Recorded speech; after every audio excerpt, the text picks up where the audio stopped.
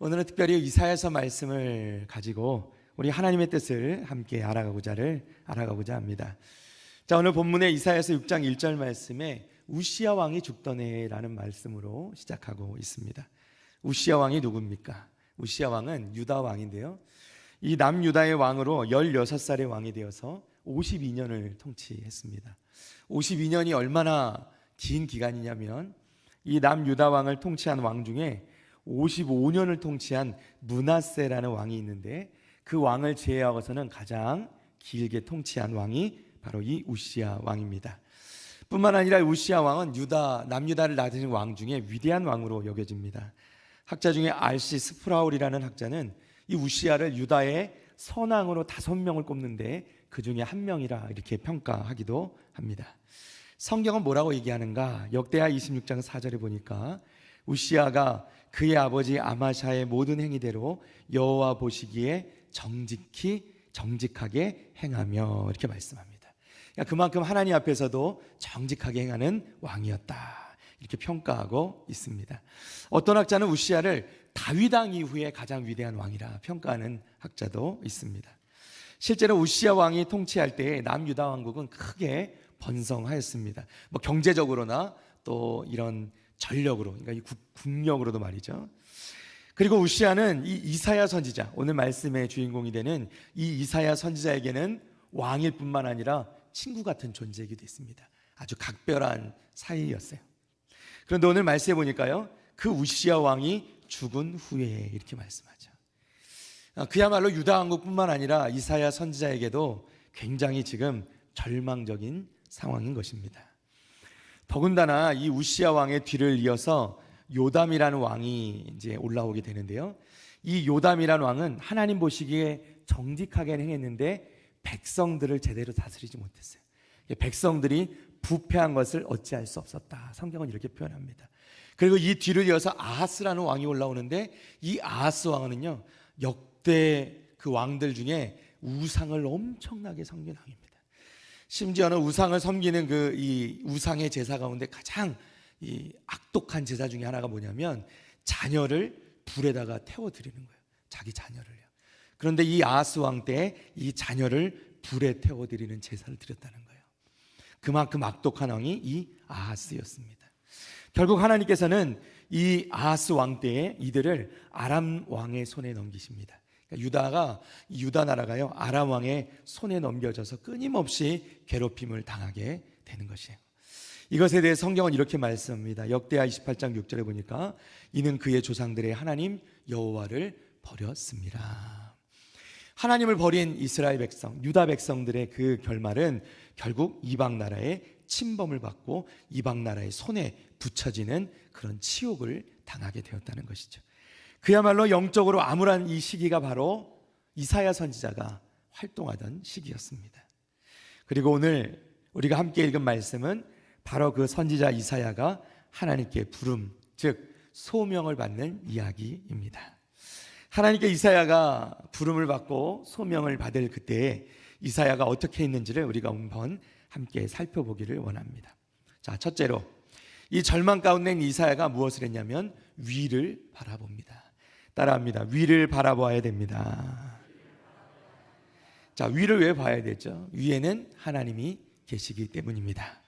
우시야 왕이 죽던 해, 그 절망의 순간에 이사야 선지자는 어디를 보냐면 뒤를 보는 것도 아니고 옆을 보는 것도 아니라 위를 바라봅니다. 우리가 먼저 주목해야 되는 것은 이사야 선지자가 여호와 하나님을 바라보았다는 것이에요. 사랑하는 성도 여러분, 우리가 항상 영적으로 먼저 보아야 될 것은, 영적으로 먼저 보아야 될 방향은 바로 위라는 것, 여러분 기억하시기를 바랍니다. 왜 그러냐면 우시야 왕이 죽은 이 상황에서 우리는 이 이사야 선지자를 통해서 진정한 왕이 누구신가를 아는 거예요. 자, 여러분, 이 세상의 왕은 제 아무리 큰 권력을 가지고 있어도, 제 아무리 많은 재산을 가지고 있다고 하더라도 하나님께서 정하신 때가 되면 이 우시야 왕처럼 떠나게 되는 것이죠. 세상을 떠나게 되는 것입니다. 우리는 세상에서 의지하던 왕이 사라지면, 또는 왕과 같은 존재들을 잃어버리면 마치 모든 것을 다 잃어버린 것처럼 절망하고 좌절하고 낙담하게 되는데, 그래서는 안 된다는 거예요. 이사야 선지자가 했던 것처럼 그 상황 가운데 우리가 해야 될 일이 뭐냐면 바로 진정한 왕 대신 하나님께서 우리와 함께 계심을 믿어야 되는 줄로 믿습니다. 그러하기 때문에 우리는 그 순간에 위를 바라보는 거예요. 하나님을 바라보는 겁니다. 사랑하는 성도 여러분, 하나님을 믿는 것도 중요하죠. 그런데 아는 것도 중요합니다. 우리가 하나님을 바르게 할 때 우리는 모든 문제를, 우리 인생에 부닥쳐오는 모든 문제를 바르게 깨달을 수 있고 파악할 수 있게 되는 거예요. 물론 우리가 하나님을 다 알 수는 없습니다. 그러나 하나님께서 보여주시는 것은 알아야 된다는 거예요. 여러분, 이사야가 본 하나님의 모습을 한번 볼까요? 자, 오늘 본문의 1절부터 3절까지 말씀입니다. 우시야 왕이 죽던 해에 내가 본즉 주께서 높이 들린 보좌에 앉으셨는데 그의 옷자락은 성전에 가득하였고 스랍들이 모시고 섰는데 각기 6날개가 있어 그 둘로는 자기의 얼굴을 가리었고 그 둘로는 자기 발을 가리었고 그 둘로는 날면서 서로 불러 이르되 거룩하다 거룩하다 거룩하다 만군의 여호와여 그의 영광이 온 땅에 충만하도다 하더라. 아멘. 할렐루야. 이사야 선지자가 하나님의 보좌를 보는 거예요. 하나님의 보좌를. 그곳에 스랍들이 있습니다. 스랍들이 누구죠? 천사들이에요. 천사들 중에 하나님의 보좌를 지키는 천사들, 그들을 스랍이라 부르는데 이 스랍의 천사들이 하나님의 보좌를 보좌하는데 각기 날개가 6개씩 있었다는 거예요. 2개로는 얼굴을 가립니다. 하나님의 영광을 참아 볼 수 없어요. 눈부신 하나님의 영광을 볼 수 없어 얼굴을 가리고요. 2 날개로는 또 발을 가립니다. 하나님은 거룩하신 분이기 때문에. 그리고 2 날개로는 날갯짓을 하고 날면서 찬양을 하는데 하나님을 찬양합니다. 뭐라고 찬양합니까? 거룩하다 거룩하다 거룩하다 이렇게 찬양하는 거예요. 여기서 우리가 알 수 있는 하나님에 대해서 알 수 있는 건 뭐죠? 하나님은 거룩하신 분이시다. 그런데 여러분 보세요. 거룩하다 거룩하다 거룩하다 3번 반복해서 찬양합니다.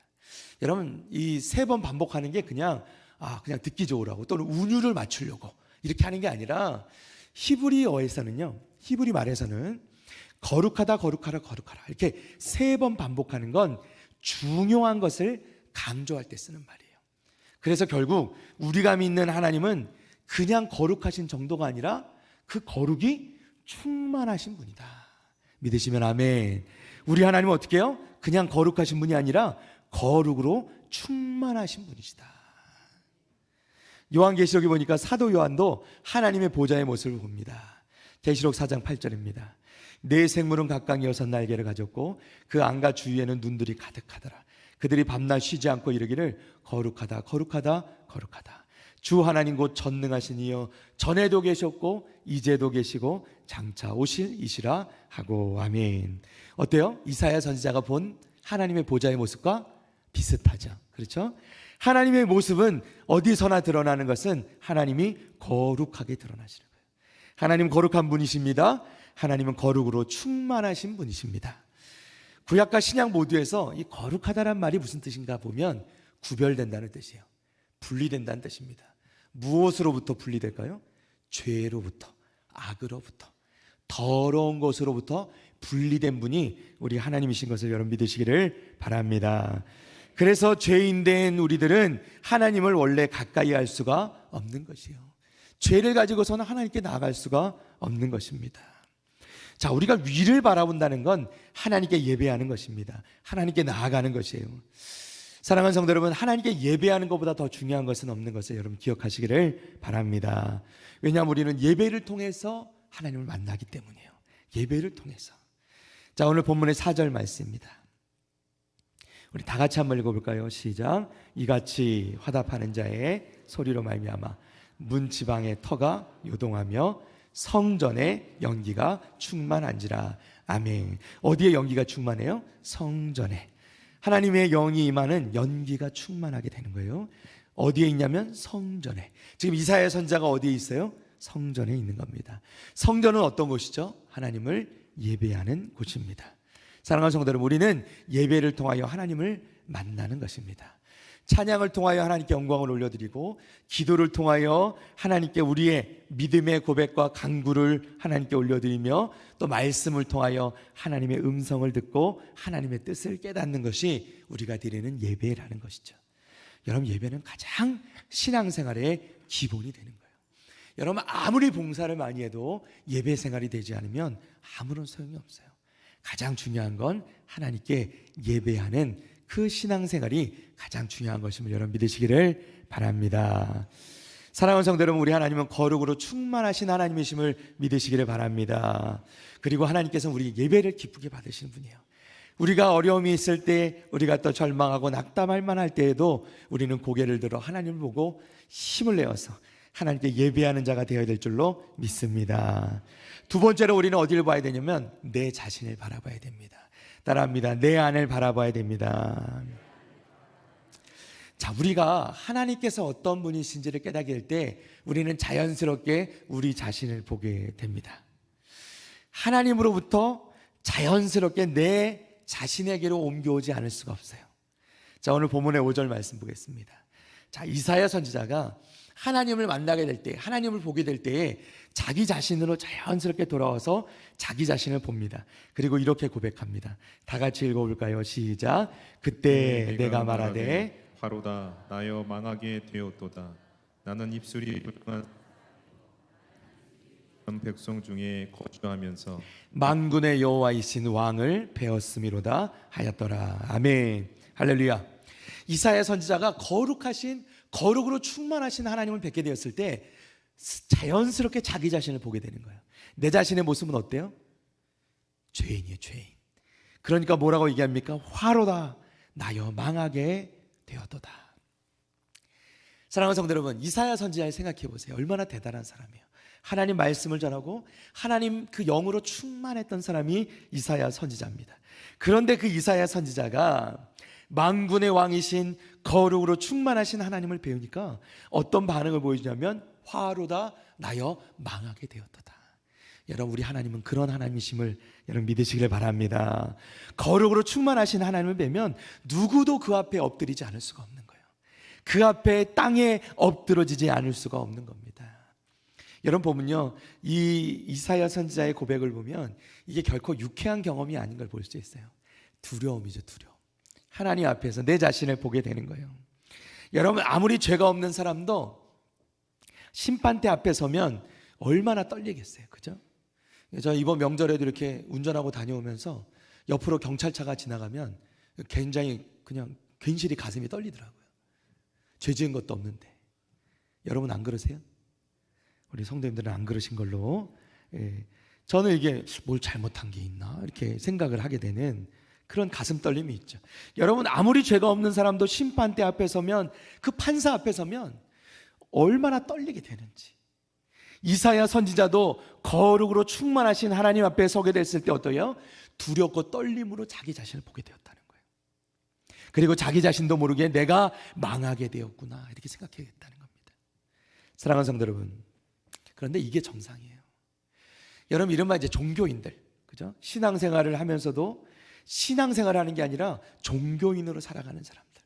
이런 사람들은 종종 자신이 남들보다 더 나쁘지 않기 때문에 자신은 하나님 앞에 나아갈 수 있다고 생각하는 사람들이 있어요.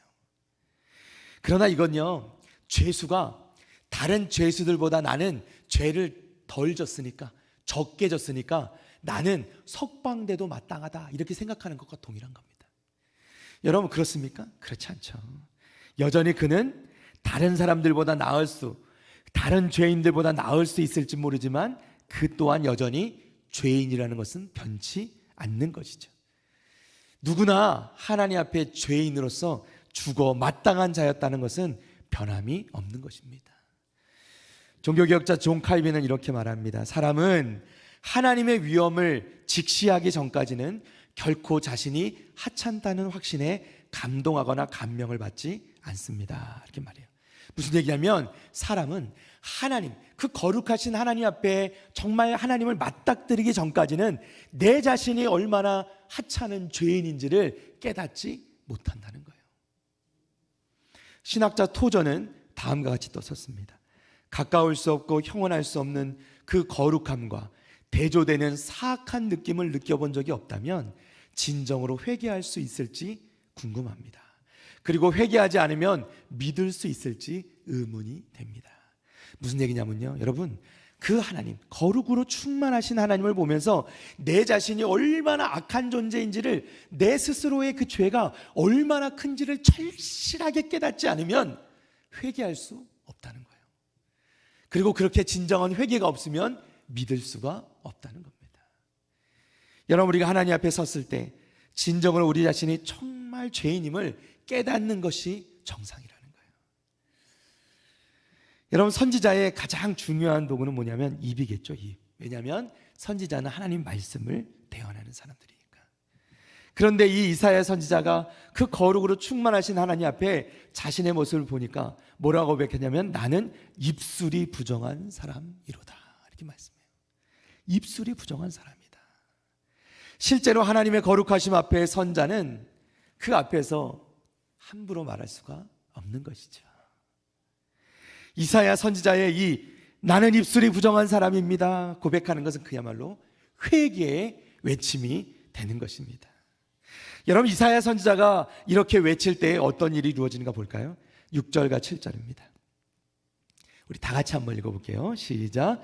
그때 그 사람 중에 하나가 부젓가락으로 제단에서 집은 바 핀 숯을 손에 가지고 내게로 날아와서 그것을 내 입술에 대며 이르되 보라, 이것이 내 입에 닿았으니 내 악이 제하여졌고 내 죄가 사하여졌느니라 하더라. 아멘. 할렐루야. 천사 중 하나가 제단에서 이 부젓가락으로 그 핀 숯, 불이 핀 그 숯을 하나 들어다가 입술에 댑니다. 그리고 이것이 내 입에 닿았으니 내 악이 제하여졌고 내 죄가 사하여졌느니라, 이렇게 선포합니다. 사랑하는 성도 여러분, 이 제단에서 가져온 숯은 죄의 용서를 상징하는 거예요. 이사야 선지자는 자신의 안쪽을 들여다보면서, 나를 보면서 내가 죄인임을 절실하게 깨닫습니다. 그리고 하나님 앞에 엎드려 회개합니다. 그때 하나님께서는 그 제단의 숯불로 그 입술을 정결하게 만들어 주셨어요. 사랑하는 성도 여러분, 우리가 듣는 하나님의 말씀 가운데 우리의 죄를 용서해 주신다는 그 메시지보다 더 큰 복음은 없는 것을 여러분 믿으시기를 바랍니다. 예수님께서는 왜 이 땅에 오셨어요? 예수님께서는 새로운 종교를 만들러 오신 게 아니에요. 예수님은 이 땅에 오셔서 어찌할 수 없는 죄인, 죽었던 우리, 영원히 죽을 수밖에 없었던 우리를 구원해 주시기 위하여서 십자가에 달려 그 보혈의 피를 흘려주심으로, 우리를 위해 죽으심으로 우리를 구원하시기 위해 이 땅에 오신 것을 여러분 믿으시기를 바랍니다. 주님이 피 흘리신 그 보혈의 피로 말미암아 우리의 죄를 깨끗이 씻어주시는 거예요. 우리 죄를 용서해 주신 것입니다. 그래서 우리는 비로소 하나님 앞에 나아갈 수 있게 되는 것이에요. 요한일서 1장 9절입니다. 만일 우리가 우리 죄를 자백하면 그는 미쁘시고 의로우사 우리 죄를 사하시며 우리를 우리의 모든 불의에서 깨끗하게 하실 것이요. 우리가 지금도 우리 하나님 앞에 우리의 죄를 자백하고 고백하고 회개하기만 하면 하나님께서 우리의 모든 죄를 깨끗하게 사해 주시는 분이심을 여러분 믿으시기를 바랍니다. 베드로전서 1장 16절입니다.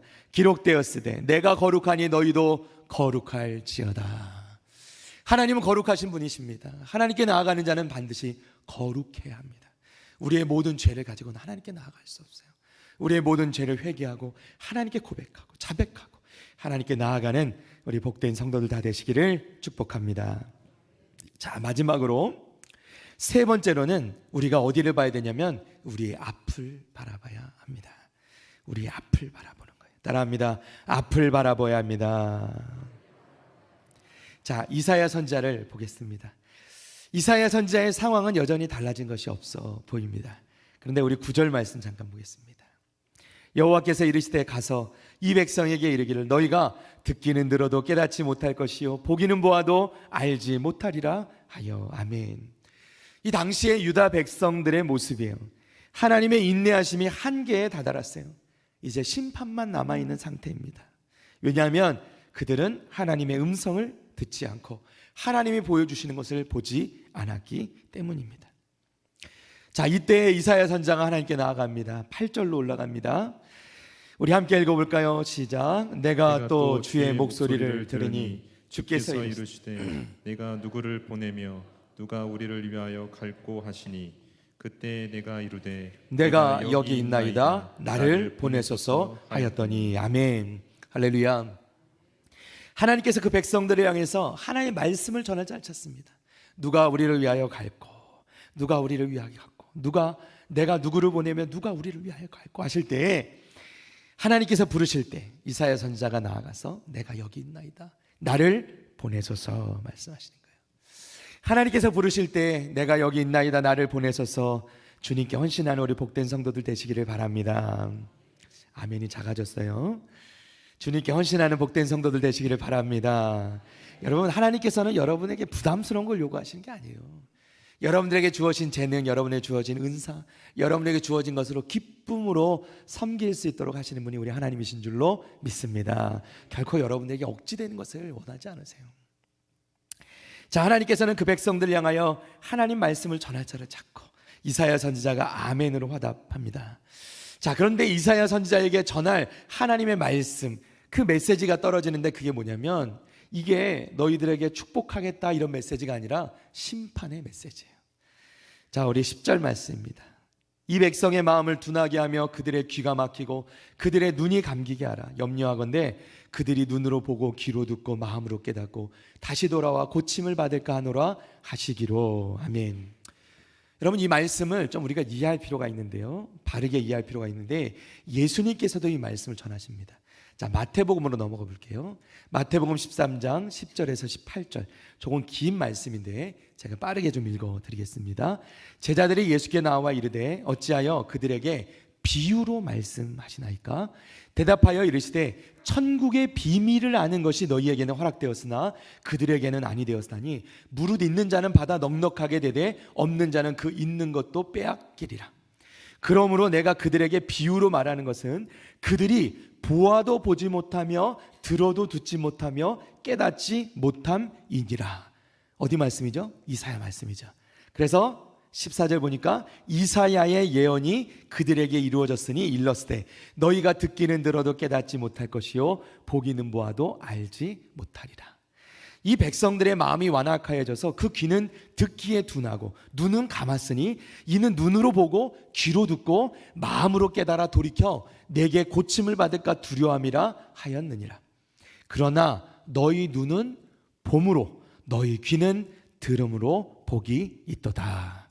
아멘. 자, 17절. 내가 진실로 너희에게 이르노니 많은 선지자와 의인이 너희가 보는 것들을 보고자 하여도 보지 못하였고 너희가 듣는 것들을 듣고자 하여도 듣지 못하였느니라. 그런즉 씨 뿌리는 비유를 들으라 이렇게 말씀하세요. 자, 예수님께서 말씀하시는데 계속해서 듣기는 들어도 깨닫지 못하고 보기는 보아도 알지 못한다 이렇게 말씀하는데, 결론적으로 그 비유가 뭐냐면 그 비유를 듣지 못하는 건데, 그 비유는 천국의 비유요, 그 비유는 뭐냐면 씨 뿌리는 비유다 이렇게 말씀하세요. 자, 여러분, 씨 뿌리는 비유를 생각하면 씨 뿌리는 비유의 가장 중요한 핵심적인 메시지가 뭐죠? 기억해 보시면 좋은 밭이 되라. 하나님 말씀을 듣되 뿌리 내리지 못하는 나쁜 악한 밭이 되지 말고 좋은 밭이 되어라 이 말씀이죠. 자, 하나님 말씀은요, 이 이스라엘 백성들 또는 유다 백성들 또는 하나님의 백성들에게 너희는 들어도 깨닫지 못하고 보아도 알지 못하게 될 것이다, 그렇게 하는 것이 맞다라고 말씀하시는 그 목적이 아닌 거예요. 사실은요, 그 범죄하여서 죄 가운데 있는 그 유다 백성들처럼 살지 말고 너희는 그 선지자들이 듣지 못하고 알지도 못했고 보지도 못했던 예수 그리스도, 그분의 말씀을 들었으니, 듣고 있으니 그 말씀은 들어라, 보아라, 그것이 너희에게 복이 있는 것이다 이렇게 말씀하시는 거예요. 믿으시면 아멘. 여러분, 우리는 이전의 구약시대에 선지자들이 듣지도 보지도 못했던 예수님을 알고 믿고 살아가는 겁니다. 여러분, 이것이 우리에게 복이라는 거예요. 그러니 우리는 이제 유다 백성들처럼 듣기는 들어도 깨닫지 못하고 보기는 보아도 알지 못하면 돼요, 안 돼요? 안 된다는 거예요. 우린 듣고 깨닫고 보고 알아야 되는 줄로 믿습니다. 그래서 예수님께서는 이사야 선지자의 그 말씀이 이루어졌다고 말씀하는 거예요. 그러니 너희는 이 말씀을 듣고 좋은 밭이 되어라. 너희 마음에서 열매를 맺으라는 거예요.